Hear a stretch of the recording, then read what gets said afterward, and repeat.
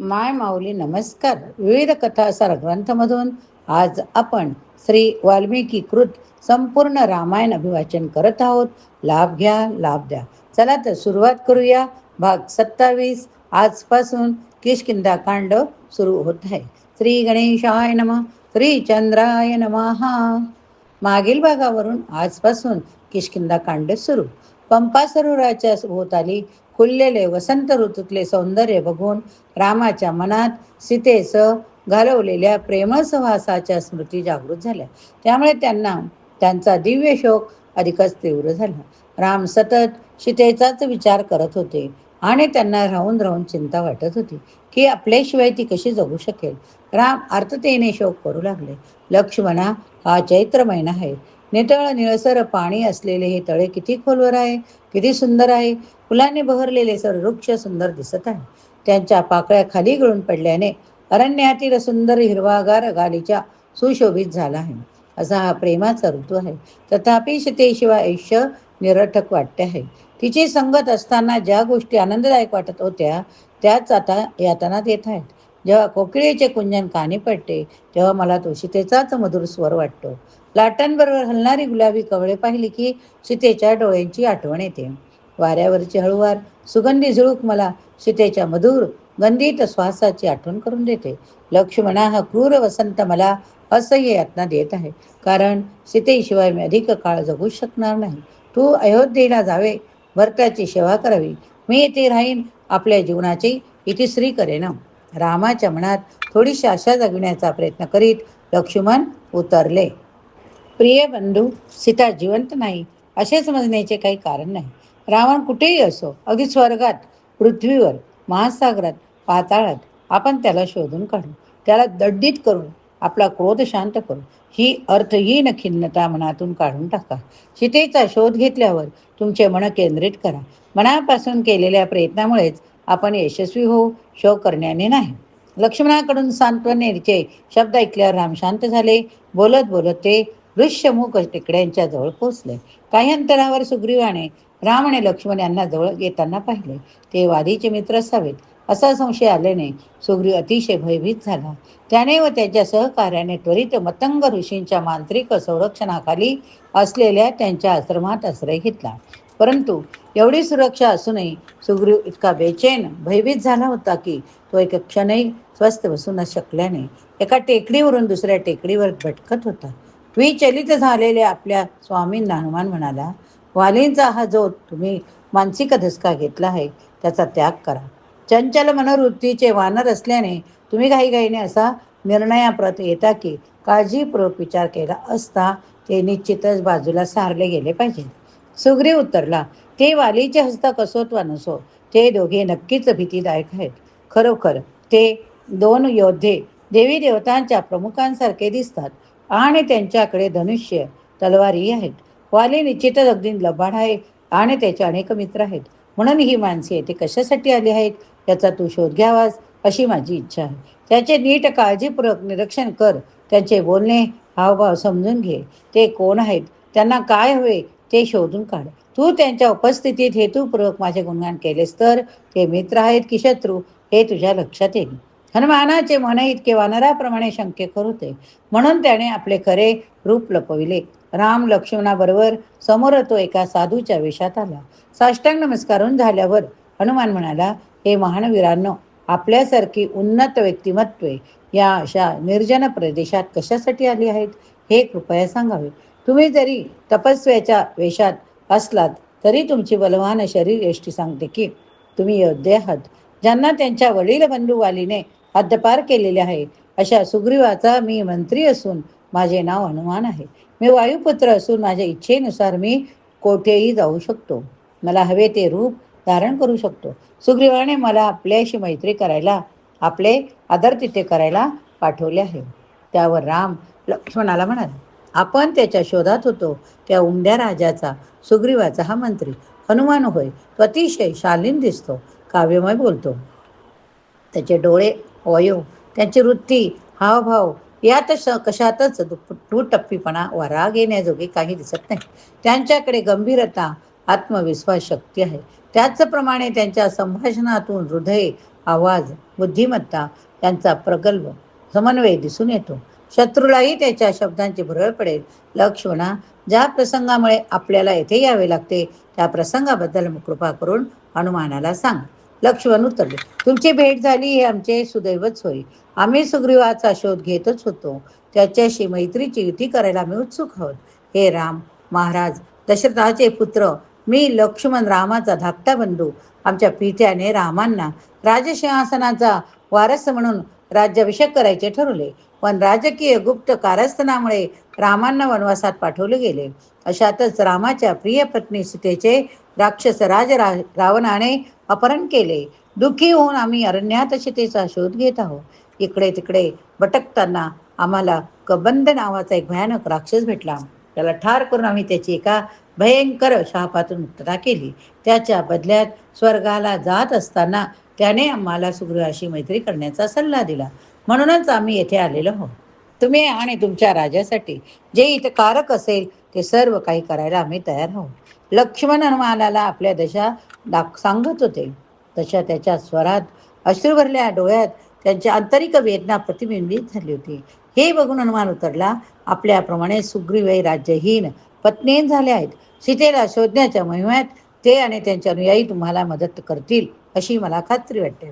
कृपा करून माझ्या समवेत यावे, सुग्रीवांना भेटावे, कारण आपल्या इथे येण्याचे प्रयोजन जाणून घ्यायला तेही अतिशय उत्सुक आहेत. असे म्हणून हनुमानाने आपले खरे प्रचंड वानर रूप धारण केले. मग त्याने राम लक्ष्मणांना आपल्या खांद्यावर बसवले. तो ऋष्यमुख परताकडे निघाला. तेथे आल्यावर हनुमान प्रथम सुग्रीवाकडे गेला. त्याने रामाच्या मैत्रीपूर्ण हेतूबद्दल त्याला माहिती दिली.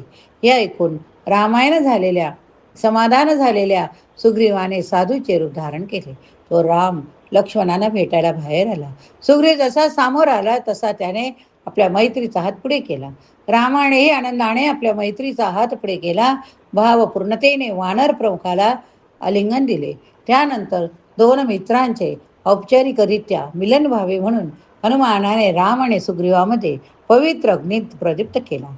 समारंभपूर्वक त्या अग्नीला प्रदक्षिणा घातल्यावर राम आणि सुग्रीवाने एकमेकाकडे मैत्रीच्या दृढ भावनेने पाहिले.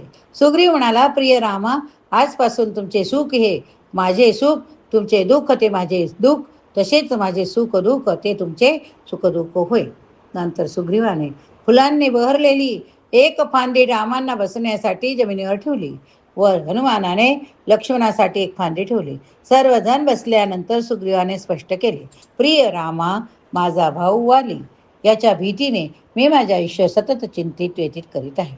वालीने माझी पत्नी, माझे राज्य बळजबरीने हिसकावून घेतल्यानंतर मी जंगलात आश्रय घेतला.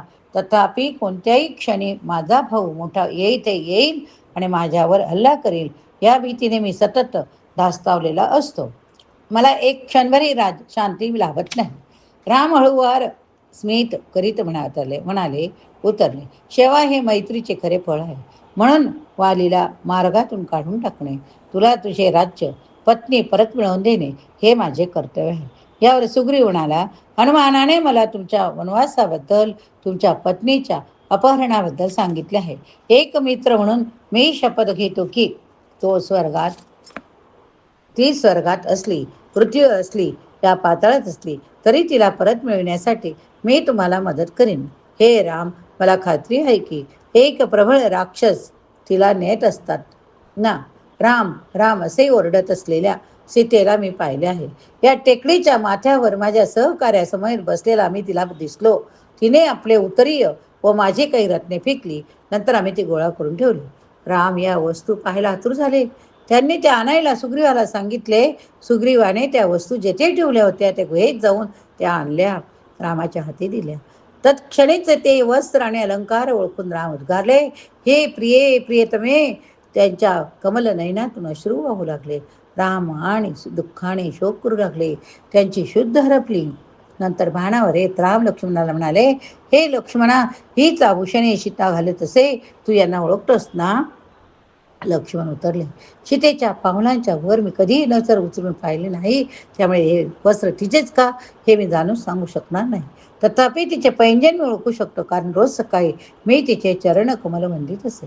रामाने मग रावणाविषयी चौकशी केली. सुग्रीव उत्तरला, दुर्दैवाने रावणाबद्दल मी कधी फायदे ऐकलेले नाही. तथापि तुम्ही खात्री बाळगा की त्याला शोधून काढण्यात मी तुमची मदत करेन.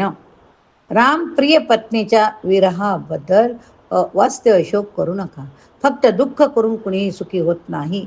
खरोखर अशा प्रकारचे दुःख केल्याने आपले सामर्थ्य कमी होते, आयुष्य धोक्यात येते. मी जरी एक मूर्ख वानर असलो, तुमच्यासारख्याच परिस्थितीत असलो, तरी तुमच्यासारखा शोक मी करीत नाही.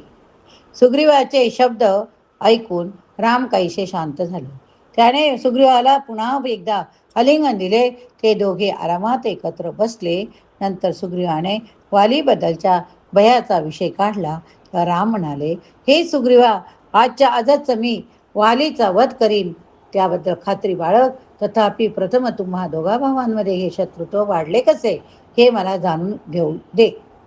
सुग्रीव उत्तरला, सच्च्या मित्राजवळच आपण आपले दुःख व्यक्त करू शकतो. हे असे घडले की जेव्हा माझे पिता वारले, तेव्हा वाली ज्येष्ठ राजपुत्र असल्याने किष्किंधेचा राजा बनला.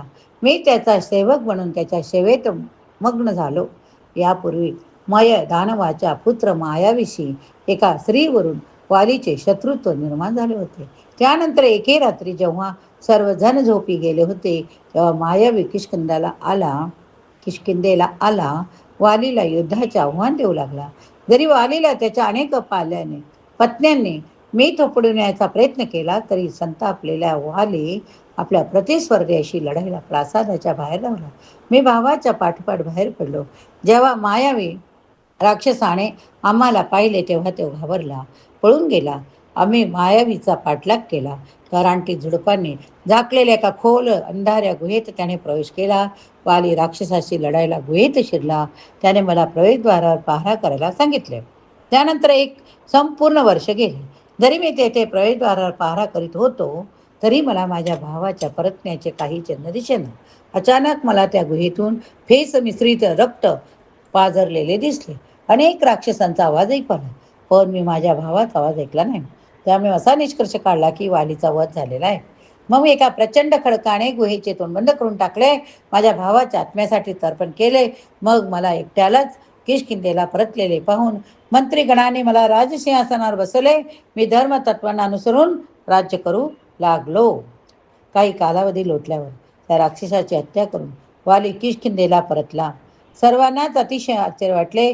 परतल्यावर जेव्हा माझ्या भावाने मला राजसिंहासनावर बसलेले पाहिले, तेव्हा तो क्रोधित झाला.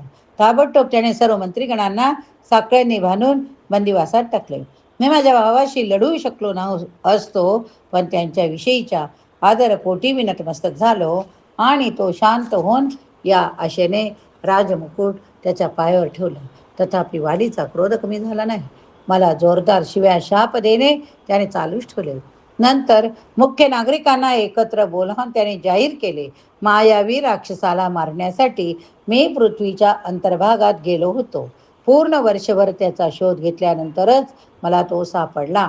त्याला आणि त्याच्या सर्व नातेवाईकांना मारल्यानंतर त्याच्या शरीरातून एवढा रक्तपात झाला की त्याने गुहा भरून केली. मला बाहेर पडणे कठीण झाले. जेव्हा शेवटी मी गुहेच्या तोंडाशी पोहोचलो, तेव्हा मला गुहेचे तोंड एका प्रचंड खडकाने बंद केलेले आढळले. मी सुग्रीवाला पुन्हा हाका मारल्या, पण काहीच उत्तर आले नाही. शेवटी मी खडकाला लाथ मारून माझी सुटका करून घेतली. किष्किंधेला परतलो. आश्चर्याची गोष्ट म्हणजे मी राजसिंहासनावर सुग्रीवाला बसलेले पाहिले, तेव्हा माझ्या लक्षात आले की मला गुहेत कोंडून राज्यावर आपले नियंत्रण प्रस्थापित करण्याचा सुग्रीवाचा हेतू होता.